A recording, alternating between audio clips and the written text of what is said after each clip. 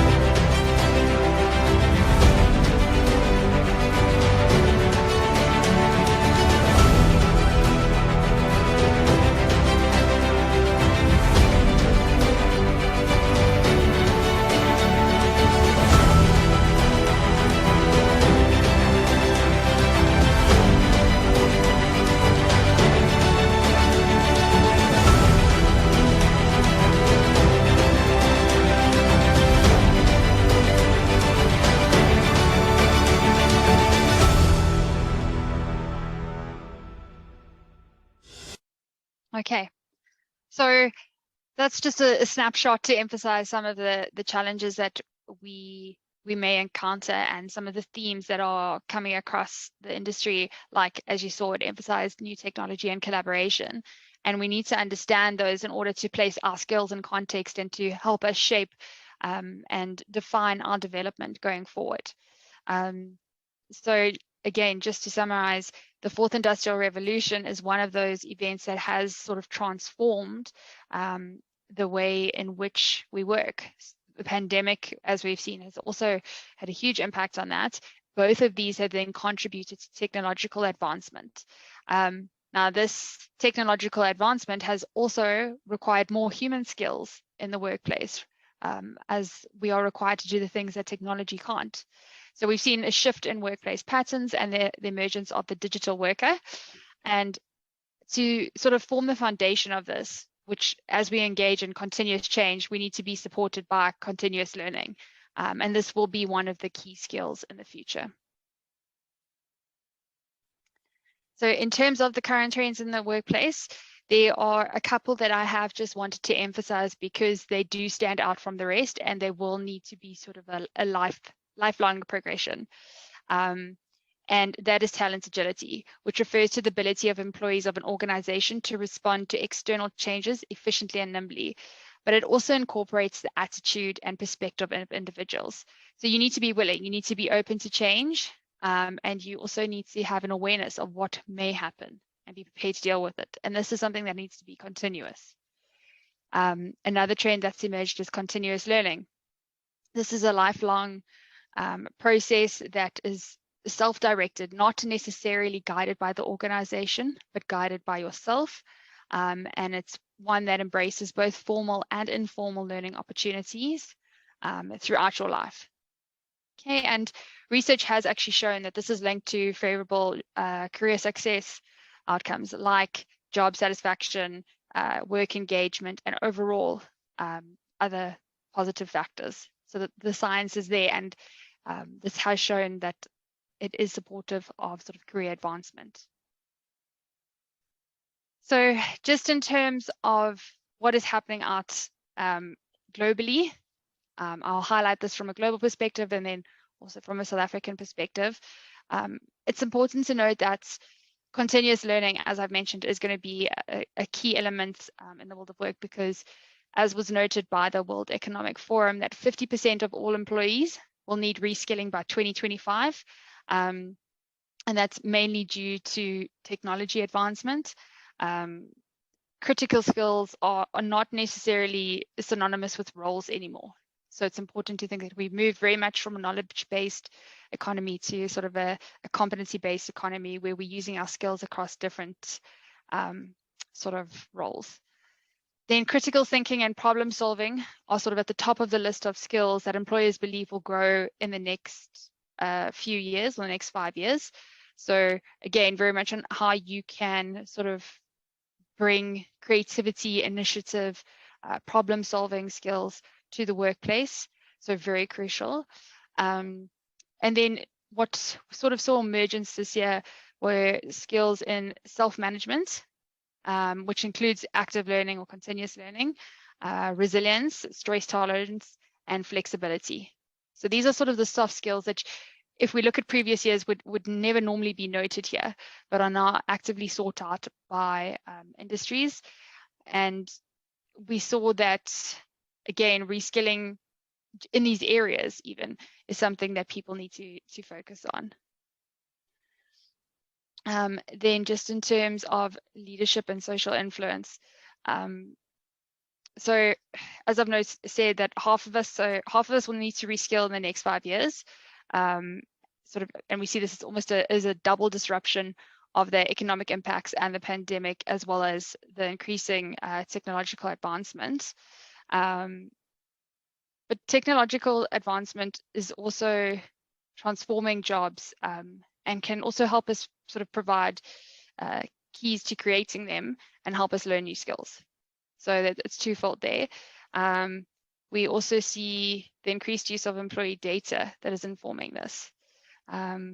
So as this becomes more and more complex, we're going to rely on leadership to sort of provide insights as to how we should go or how we should deal with this complexity. So leaders do not only have the role of taking on new skills and learning new skills and upskilling, but also of guiding the skills and reskilling of their employees. So really, from that perspective, there's been sort of a double ask for them. And they really have also been seen as sort of the role models in organization. And then we also know that, you know, occupations throughout different industries are being shaped by new technologies. So it's good to be aware of the technologies that are emerging, again, supported by continuous learning. And we see the increasingly rapid growth of data, increasing the demand for highly skilled workers, especially in the STEM fields. So we do see that emerging. And you see people sort of also in information and communications technology being in demand as well. And you need them to be able to respond to new opportunities, as well as deal with the volatility that we're currently experiencing from the disruption. So these are sort of your top skills that are being focused on and targeted, both on a global and a local perspective. But the context obviously will differ depending on how your role fits in here. Now, just in terms of a different perspective, so these power skills of the next year, which is 2022, were the top 5 skills identified by the LinkedIn report of jobs for this year. And as you can see, they sort of speak to very similar elements, but you don't see traditional skills here, sort of, or knowledge-based skills. It's very much resilience. So about being able to bounce back, and that's especially what the last year has taught us, the last 2 years. We've got digital fluency, so being able to understand technology, understand how technology can benefit the way that you do your work. Creativity. So creativity is very much about problem solving. So today it's about being able to see a problem, think out the box, recognize that there are other opportunities here to do things differently. And then following on from that is being adaptable. Being able to pivot when you are faced with something that may be challenging. And all of these are then supported by learning. We need to sort of understand that continuous learning, and it's not always going to be driven by the employer, it needs to take place in order to support this. Now, very much from a South African perspective, so we do have a skills shortage that is obviously shaping the way in which industry is hiring at the moment. And that skills shortage does focus very much on technology. So important to understand where the skills shortage is in your industry, and perhaps either upskill or understand how you can sort of leverage off members of your team to make up for that. And that touches on the next point, which is your technology and digital skills. So again, something to emphasize and what you can bring in terms of that to your industry.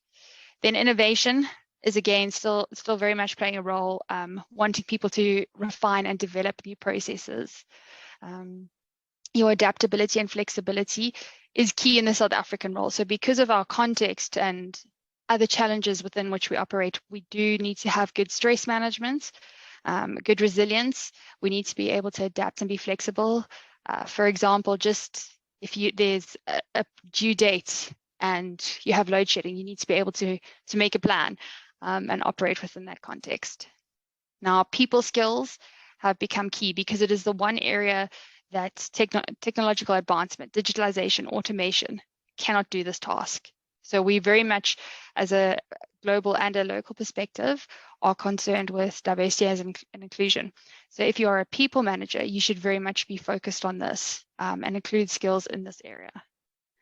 We also have a multi-generational workforce, and we're seeing this play out in South Africa as a great amount of skills are leaving the economy and there's no skills transference happening.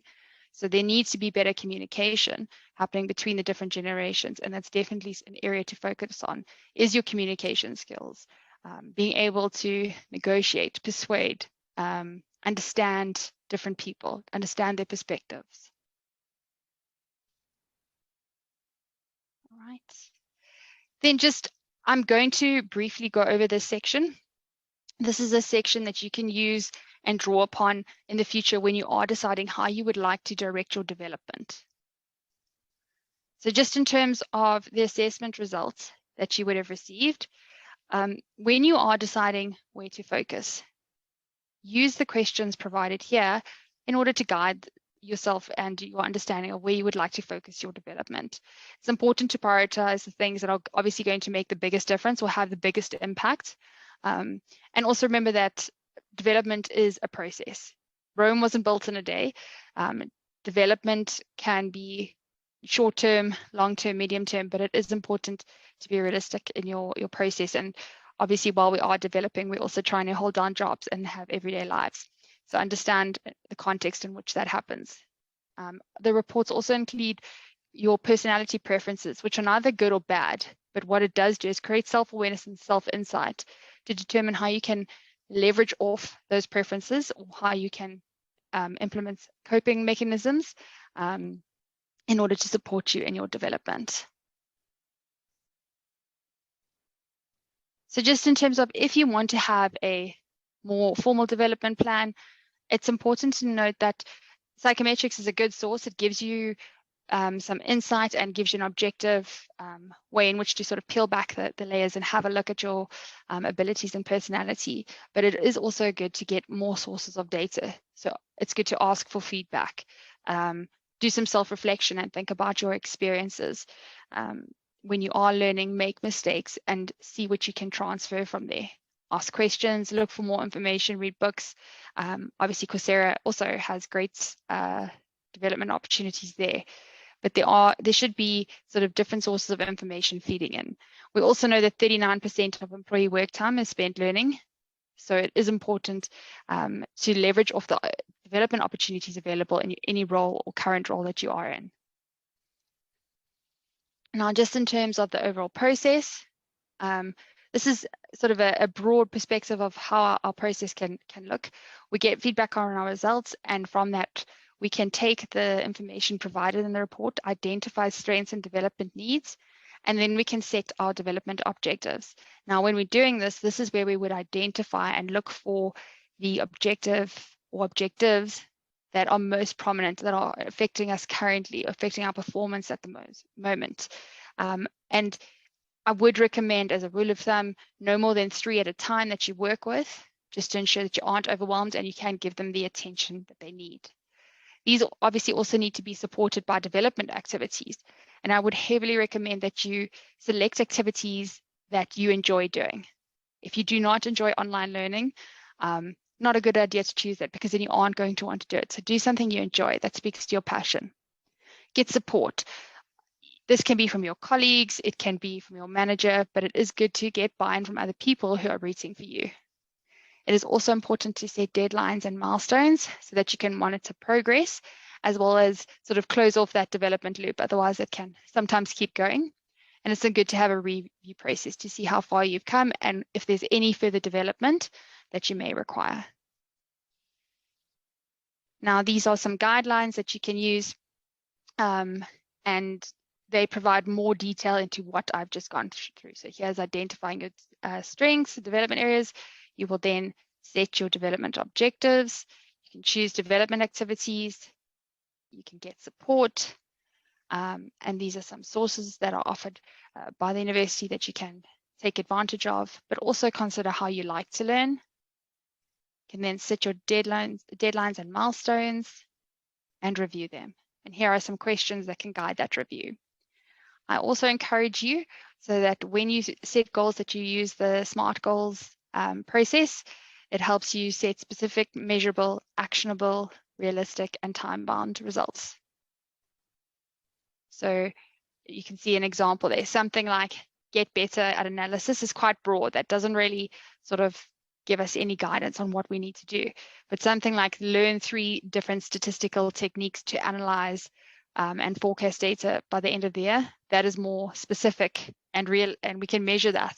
And we've got an activity there, is we can choose 3 different methods in which we would like to do that. So that's a good way to go. Then just to sort of end off, whenever you're doing development, it can be a bit of a stretch and an uncomfortable moment. So I just wanted to share this model with you. So that your sort of that inner light blue circle represents our comfort zone. And that's often where we like to stay. When we decide to grow or change, we have to step into the stretch zone, which is then represented by the purple ring. For example, if you take on something that's unfamiliar. So you may feel uncomfortable initially, you may have irrational fears, and you may need to step back into your comfort zone a little bit to reflect on that new experience and what you're learning, and just to recover without feeling overwhelmed. But over time, as you sort of carry on with this unfamiliar assignment, it becomes more familiar, less scary, and you're able to recognize that you will feel comfortable with it eventually. That uncomfortableness sort of starts to recede. And what is happening is that by repeatedly sort of stepping into that stretch zone, the stretch becomes comfortable and our comfort zone expands as our performance and capabilities develop. Well, then that outer sort of orange ring represents sort of your panic zone, which maybe when you've taken the stretch too far, either physically or emotionally, and you may sort of trigger your fight or flight response. And then the key there is to step back into that comfort zone and stretch slowly, rather than overwhelm yourself all at once. So obviously we want to avoid being in the panic zone. So we should aim to take on, and as coaches or mentors can help us do this, but take slowly on sort of those stretch assignments that help us grow. The comfort zone tends to be stress-free, easy, it's safe, and a great place to be for a time. However, if we stay there too long, uneasiness will creep in. So we all have this need to grow and develop as human beings. And if we don't permit that, our comfort zone often shrinks. So that's why we encourage the continuous learning, to step out of that and stretch yourself.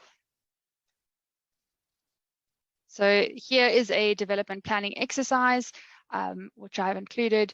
I encourage you to read this, reflect on it, have a look at it, and see where you would like to be in 3 to 5 years' time, and just understand how much change can happen in that time.